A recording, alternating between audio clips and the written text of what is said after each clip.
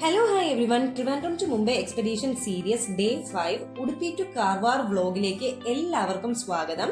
നമ്മൾ രാവിലെ തന്നെ എഴുന്നേറ്റ് ഫ്രഷ് ആയി നിൽക്കുകയാണ്. ഇന്നലെ നമ്മൾ താമസിച്ച ഹോം സ്റ്റേ ആണിത്, അതിരത്ത. അപ്പൊ നമ്മുടെ ഒപ്പം ഇവിടെ താമസിക്കാനായിട്ട് വേറെ 2 ഫാമിലി ഉണ്ടായിരുന്നു തമിഴ്നാട്ടിൽ നിന്ന്. നമ്മൾ രാവിലെ തന്നെ റൂമും കാര്യങ്ങളൊക്കെ വെക്കേറ്റ് ചെയ്തിട്ട് നേരെ പൊക്കോണ്ടിരിക്കുന്നത് ഇപ്പോൾ ഉടുപ്പി ശ്രീകൃഷ്ണ സ്വാമി ക്ഷേത്രത്തിലേക്കാണ്. നമ്മുടെ ഹോം സ്റ്റേയിൽ നിന്ന് ഒരുപാട് ദൂരമൊന്നുമില്ല, അടുത്ത് തന്നെയാണ് ഈ ക്ഷേത്രം വരുന്നത്.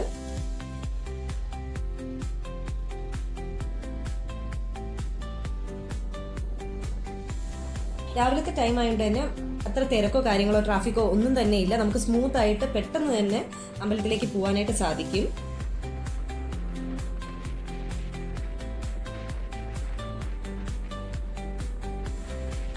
അങ്ങനെ നമ്മളിപ്പോ ഉടുപ്പി ശ്രീകൃഷ്ണ സ്വാമി ക്ഷേത്രത്തിന്റെ ഫ്രണ്ടിൽ എത്തിയിട്ടുണ്ട്. ബൈക്കൊക്കെ പാർക്ക് ചെയ്ത് ലഗേജസ് ഒക്കെ അവിടെ ക്ലോക്ക് റൂം ഉണ്ട്, അവിടെ ഏൽപ്പിച്ചതിന് ശേഷം നമ്മൾ നേരെ തൊരാനായിട്ട് പൊക്കോണ്ടിരിക്കുകയാണ് അകത്തേക്ക്.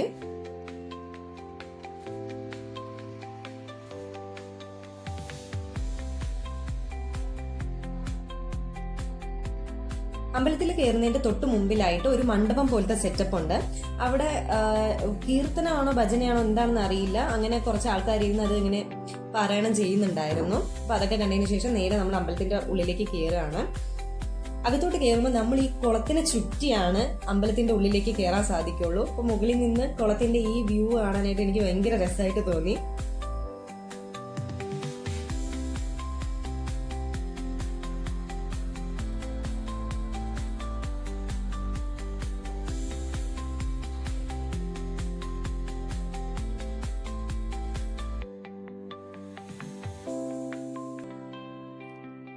ഇങ്ങനെ ഇതിലെ കൂടെ ഒക്കെ നടക്കാനായിട്ട് എനിക്ക് ഭയങ്കര രസമായിട്ട് തോന്നിയിട്ട് എന്താണെന്ന് എനിക്ക് അറിയില്ല. നല്ല തണുപ്പും കാര്യങ്ങളൊക്കെ ആയിരുന്നു. മാത്രമല്ല ഒരു പ്രത്യേകതയായിരുന്നു ഇതിൻ്റെ ഉള്ളിൽ കൂടെ ഇങ്ങനെ നടക്കാനായിട്ട്. അപ്പോൾ ഞങ്ങൾ തൊഴുത് തിരിച്ച് ഇറങ്ങിയിട്ടുണ്ട്. അപ്പോൾ നമ്മുടെ ബാഗും കാര്യങ്ങളൊക്കെ ഏൽപ്പിച്ചിരിക്കുന്നത് ഇവിടെയാണ്. നമ്മുടെ ക്ലോക്ക് റൂമിൽ നിന്ന് ബാഗും കാര്യങ്ങളൊക്കെ കളക്ട് ചെയ്തതിന് ശേഷം ക്ഷേത്രത്തിൽ നിന്ന് പുറത്തിറങ്ങി ബ്രേക്ക്ഫാസ്റ്റ് ഒക്കെ കഴിച്ചു. ഇവിടെ നിന്ന് ഇപ്പം നമ്മൾ നേരെ എത്തിയിരിക്കുന്നതെന്ന് വെച്ചാൽ മാൽപേ ബീച്ചിലാണ്. മാൽപേ ബീച്ചിൽ വരാനായിട്ടുള്ള കാരണം എന്ന് വെച്ച് കഴിഞ്ഞാൽ നമുക്ക് സെന്റ് മേരീസ് ഐലൻഡിൽ പോകണം. അതിന് വേണ്ടിയിട്ടാണ്.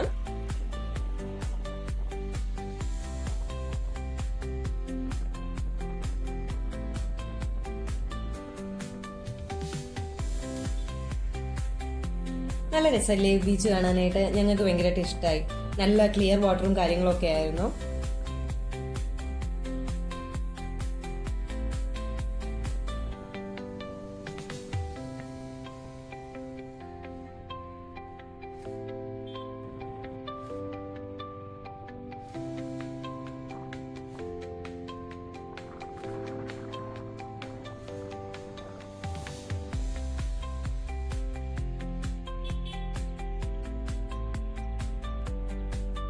നമ്മളിപ്പോൾ ഇവിടുന്ന് നേരെ അകത്തോട്ട് പോവുകയാണ്. മുന്നിലാണ് നമുക്ക് ടിക്കറ്റ്സ് എടുക്കാനുള്ള കൗണ്ടർ നിറഞ്ഞു. അപ്പം നമ്മൾ നേരെ അങ്ങോട്ട് പൊക്കോണ്ടിരിക്കുകയാണ്.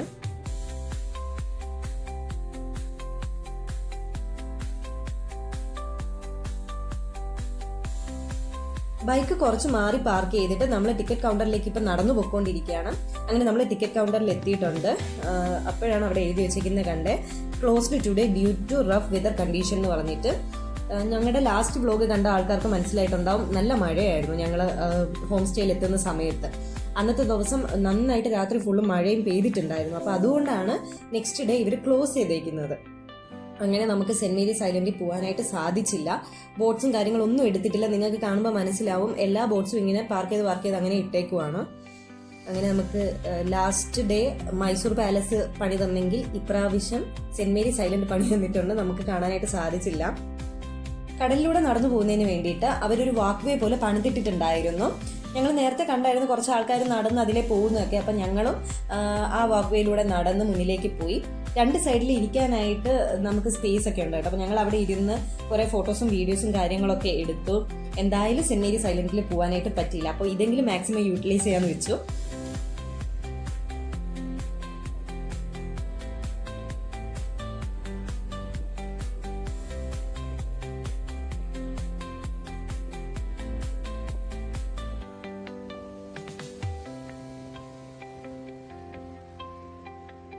നിങ്ങൾക്ക് കാണുമ്പോൾ മനസ്സിലാവും നല്ല മഴമേഘങ്ങളുണ്ട്. അപ്പൊ അത് കാരണം ഞങ്ങൾ പിന്നെ അധികം അവിടെ ഇരുന്നില്ല. നമ്മൾ അവിടെ നിന്ന് ഇറങ്ങിയിട്ടുണ്ട്, മുന്നിലേക്ക് പോവുകയാണ്.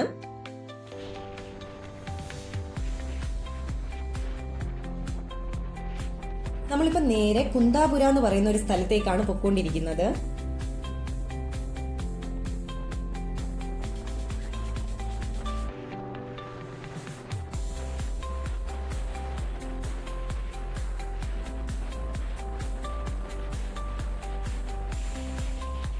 നല്ല മഴമേഘങ്ങളുണ്ട്, നിങ്ങൾക്ക് കാണാലോ. അതാ ഞാൻ ഇങ്ങനെ സൂം ചെയ്ത് കാണിക്കുന്നു. ഞങ്ങൾ റെയിൻകോട്ടും കാര്യങ്ങളൊക്കെ ഇട്ടിട്ടുണ്ട് കേട്ടോ, അല്ലെങ്കിൽ നമ്മൾ നനഞ്ഞൊരു വഴിയാകും. മുന്നിലോട്ട് പോകുമ്പോഴും ഇടയ്ക്കിടയ്ക്കൊക്കെ മഴ നന്നായിട്ട് പെയ്യുന്നുണ്ടായിരുന്നു.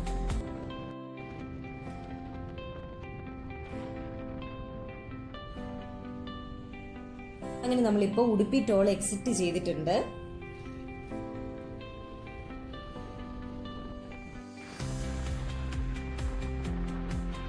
നമ്മളിപ്പോൾ ഉള്ളത് പ്രസന്ന ആഞ്ജനേയ ടെമ്പിൾ കുന്താപുരയിലാണ്. നിങ്ങൾക്ക് കാണാൻ സാധിക്കുന്നുണ്ടായിരിക്കും എത്ര വലിയ ഹനുമാൻ സ്വാമിയുടെ സ്റ്റാച്ചു ആണെന്ന്. എനിക്ക് ഇങ്ങനത്തെ വലിയ സ്റ്റാച്ചു ഒക്കെ കാണാൻ ഭയങ്കര ഇഷ്ടമാണ്. നമ്മൾ എത്തിയ സമയത്ത് നന്നായിട്ട് മഴ പെയ്യുന്നുണ്ടായിരുന്നു. നമ്മൾ നേരെ അമ്പലത്തിൽ കയറി തൊഴുതു. അവിടുത്തെ പൂജാരി നമ്മളടുത്ത് സംസാരിച്ചു. അപ്പോൾ പുള്ളിക്കാരൻ നമ്മളടുത്ത് ഇംഗ്ലീഷിൽ തന്നെ കമ്മ്യൂണിക്കേറ്റ് ചെയ്യുന്നുണ്ടായിരുന്നു. നമ്മുടെ കേരളത്തിനെ കുറിച്ച് ഒരുപാട് നല്ല കാര്യങ്ങൾ പുള്ളിക്കാരൻ ഇങ്ങോട്ട് പറഞ്ഞു കേട്ടോ. എന്നിട്ട് പുള്ളിക്കാരൻ പറഞ്ഞതിൽ എനിക്ക് ഏറ്റവും സന്തോഷമായിട്ട് തോന്നിയെന്ന് വെച്ച് കഴിഞ്ഞാൽ, അദ്ദേഹം പറഞ്ഞു നമ്മുടെ നാട്ടിലെ ഡോക്ടേഴ്സും നഴ്സസും രോഗികളടുത്ത് വളരെ സ്നേഹത്തോടെയാണ് അവരെ പരിചരിക്കുന്നത്, അവരെ നോക്കുന്നത്. നല്ല ട്രീറ്റ്മെന്റ് ആണ് നമ്മുടെ നാട്ടിലെന്ന് പറഞ്ഞു. എനിക്ക് ഭയങ്കര സന്തോഷമായിട്ട് തോന്നി കേട്ടോ. നമ്മുടെ നാട്ടിനെ കുറിച്ച് വേറൊരു നാട്ടിലെ ആള് ഇങ്ങനെ നല്ല കാര്യങ്ങൾ പറയുമ്പോൾ നമുക്ക് ഭയങ്കര പ്രൗഡ് ഫീലും കൂടെ തോന്നുമല്ലോ. നമ്മളിപ്പോൾ പെട്രോൾ അടിക്കാനായിട്ട് കയറിയേക്കാണ്. ലാസ്റ്റ് ചെറുതായിട്ട് ഒരു പണി കിട്ടാൻ പോയതുകൊണ്ട് തന്നെ ഞാൻ വീഡിയോസും കാര്യങ്ങളൊക്കെ എടുക്കുന്നുണ്ട്. പക്ഷേ ഈ പെട്രോൾ പമ്പിൽ അങ്ങനത്തെ പ്രശ്നങ്ങളൊന്നും ഇല്ലായിരുന്നു, എല്ലാം ഓക്കെ ആയിരുന്നു.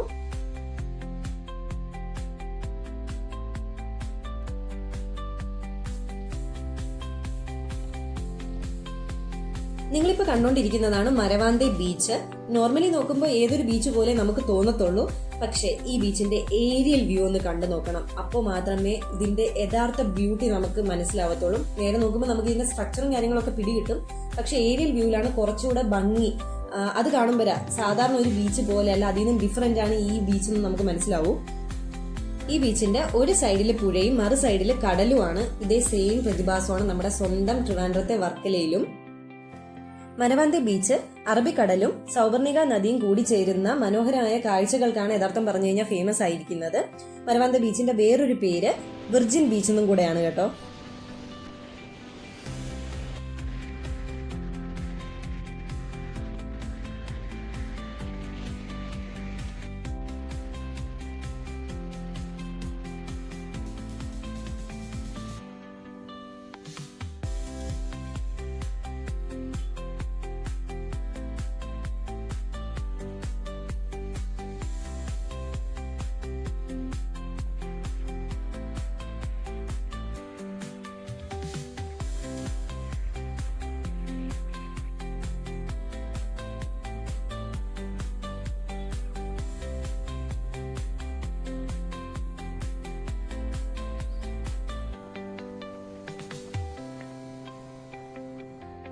ഇപ്പൊ മഴയോ അങ്ങനത്തെ ബുദ്ധിമുട്ടോ കാര്യങ്ങളൊന്നും ഇല്ല കേട്ടോ. മേഘമൊക്കെ തെളിഞ്ഞ് അത്യാവശ്യം നല്ലൊരു അറ്റ്മോസ്ഫിയറിൽ നിൽക്കുകയാണ്.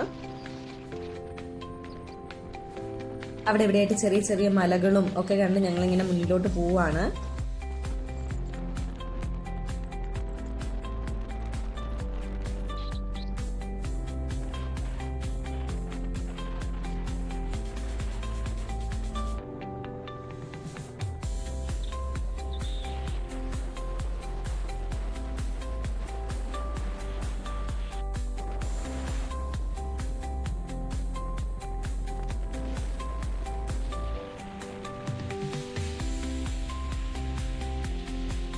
നമ്മളിപ്പോൾ പൊക്കോണ്ടിരിക്കുന്നത് മുരുടേശ്വരം ക്ഷേത്രത്തിലേക്കാണ്.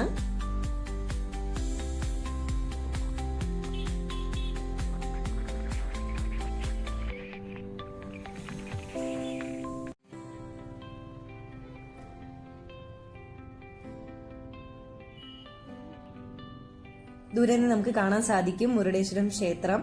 പുറകില് ശിവന്റെ വലിയ സ്റ്റാച്ചു ഒക്കെ ആയിട്ട്.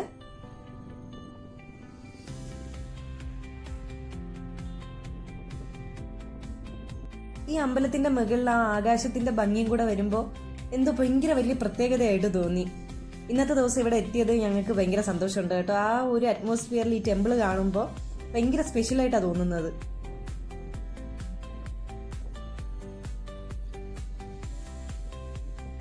നമ്മളങ്ങനെ സൈഡിൽ ബൈക്ക് പാർക്ക് ചെയ്തു. ആദ്യം ഈ അമ്പലത്തിന്റെ തൊട്ടു പുറകിലെന്ന് പറയുമ്പോൾ കടലാണ്.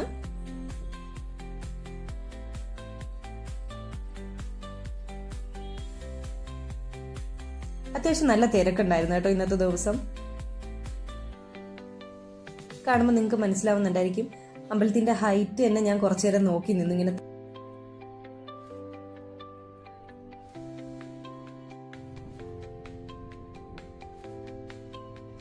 പിന്നെ അവിടെ ഒരാൾ പറഞ്ഞു നമ്മളടുത്ത് താഴെ വണ്ടി പാർക്ക് ചെയ്തിട്ട് നടക്കണം എന്നില്ല, ശിവന്റെ സ്റ്റാച്ചു ഇരിക്കുന്ന ആ ഏരിയയിലോട്ട് ബൈക്കിൽ പോകാനായിട്ട് പറ്റും, അങ്ങനെ പൊക്കോളൂ എന്ന് പറഞ്ഞു. അപ്പൊ ഞങ്ങൾ ബൈക്ക് എടുത്തിട്ട് നേരെ മുകളിലേക്ക് പോവാണ്. നിങ്ങൾക്ക് കാണാൻ പറ്റും, നേരെ കാണുന്നത് മഹാദേവന്റെ സ്റ്റാച്ചു ആണ്.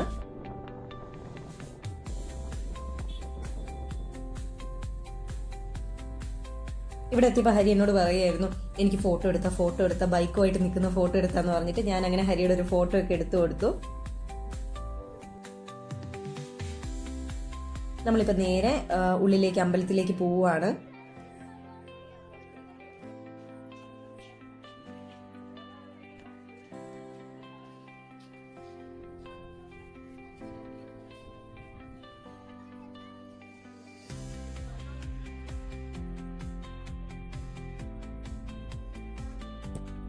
മഹാദേവിന്റെ വലിയ സ്റ്റാച്ചുവിന്റെ ഒപ്പം തന്നെ ഒരു വലിയ നന്ദി ഭഗവാന്റെ സ്റ്റാച്ചു ഇവർ ഉണ്ടാക്കി വെച്ചിട്ടുണ്ട്. അതും കാണാൻ നല്ല ഭംഗിയാണ് കേട്ടോ. സ്റ്റെപ്പ് കയറി വരുമ്പോൾ നമുക്ക് കുറച്ചുകൂടെ ക്ലാരിറ്റിയിൽ കാണാനായിട്ട് പറ്റും. മുമ്പിൽ കാണുന്നതാണ് അമ്പലം. നമ്മൾ അവിടെ തൊഴുതതിന് ശേഷം തൊട്ട് പുറകിലായിട്ട് ഒരു കേവ് സെറ്റപ്പ് ഇവർ ചെയ്തു വെച്ചിട്ടുണ്ട്. നമ്മൾ അവിടെ കേവിൽ കയറുന്നതിന് വേണ്ടി ടിക്കറ്റ്സ് എടുത്തു. 40 രൂപയാണ് ടിക്കറ്റ്. 20 രൂപ വെച്ചിട്ട് രണ്ടാൾക്ക് ടിക്കറ്റ് എടുത്തിട്ട് ഞങ്ങൾ നേരെ കേവിന്റെ ഉള്ളിലേക്ക് കയറുകയാണ്.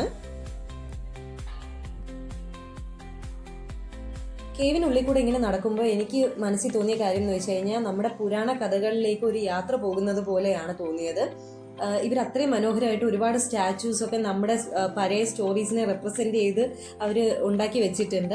അതുമാത്രമല്ല അവർ ബാക്ക്ഗ്രൗണ്ടിൽ ഒരു ഓഡിയോയും പ്ലേ ചെയ്യുന്നുണ്ട്. പക്ഷെ നമുക്ക് നല്ല ക്ലാരിറ്റിയിൽ കേൾക്കാനായിട്ട് പറ്റുന്നുണ്ടായിരുന്നില്ല. ആൾക്കാരെല്ലാം കൂടെ കയറിയിട്ട് അവരകത്ത് നിന്ന് സംസാരിക്കും, ബഹളം വയ്ക്കുകയും ചെയ്യും. നമുക്ക് ഓഡിയോ ക്ലാരിറ്റി ഉണ്ടാവത്തില്ല. പക്ഷെ നമുക്കിത് കാണുമ്പോൾ തന്നെ കഥയൊക്കെ അത്യാവശ്യം അറിയാവുന്ന ഒരാൾക്ക് മനസ്സിലാകും. പിന്നെ നിങ്ങൾക്ക് കേവിന്റെ അകമൊക്കെ നോക്കുമ്പോൾ മനസ്സിലാവുന്നുണ്ടായിരിക്കും എത്ര നീറ്റ് ആൻഡ് ക്ലീൻ ആയിട്ടാണ് അവർ സൂക്ഷിച്ചിരിക്കുന്നതെന്ന്.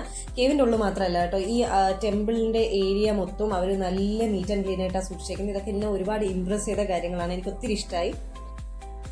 അങ്ങനെ നമ്മളിപ്പോൾ അമ്പലത്തിൽ തൊഴുതിട്ട് ഇറങ്ങിയിട്ടുണ്ട്. പുറത്തേക്ക് ഇരുട്ടി തുടങ്ങിയിട്ടുണ്ട്. അപ്പോൾ ഞാൻ ഹോട്ടൽ റൂംസിന് വേണ്ടി ഇങ്ങനെ ചെക്ക് ചെയ്തുകൊണ്ടിരിക്കുകയാണ്.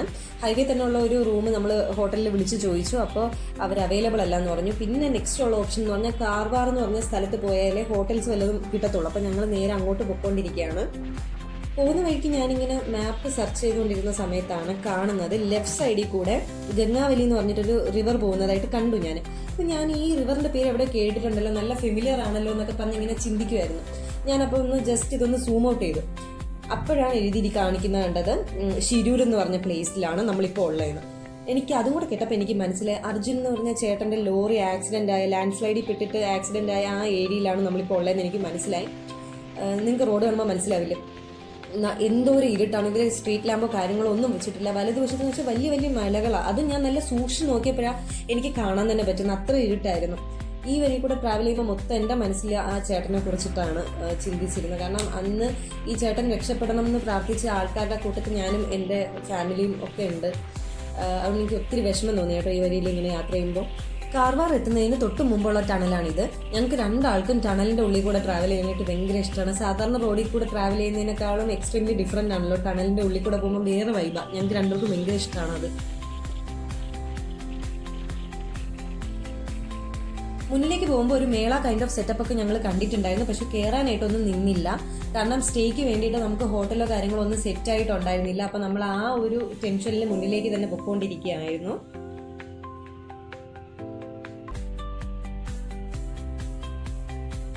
ഇൻ ബിറ്റ്വീൻ ഡിന്നർ കഴിക്കുന്നതിന് വേണ്ടിയിട്ട് നമ്മൾ ശ്വേത ലഞ്ച് ഹോംസിൽ കയറിയിട്ടുണ്ടായിരുന്നു. ഇവർ ലൈറ്റ് ഒക്കെ വെച്ച് നല്ല രീതിയിൽ പാസേജ് ഒക്കെ ഡെക്കറേറ്റ് ചെയ്ത് വെച്ചിട്ടുണ്ടായിരുന്നു. എനിക്ക് അതിന്റെ ഉള്ളിൽ കൂടെ നടന്നു പോകാൻ നല്ല രസമായിട്ട് തോന്നി. ഇതിനിടയിൽ തന്നെ നമ്മൾ താമസിക്കാൻ വേണ്ടിയിട്ട് അമൻ ഇന്റർനാഷണൽ എന്ന് പറഞ്ഞ ഒരു ഹോട്ടലിൽ റൂമും എടുത്തിട്ടുണ്ടായിരുന്നു കേട്ടോ. അപ്പൊ ആ ഹോട്ടലിനെ കുറിച്ചിട്ടുള്ള കാര്യം ഞാൻ നെക്സ്റ്റ് വീഡിയോയിൽ പറയാം.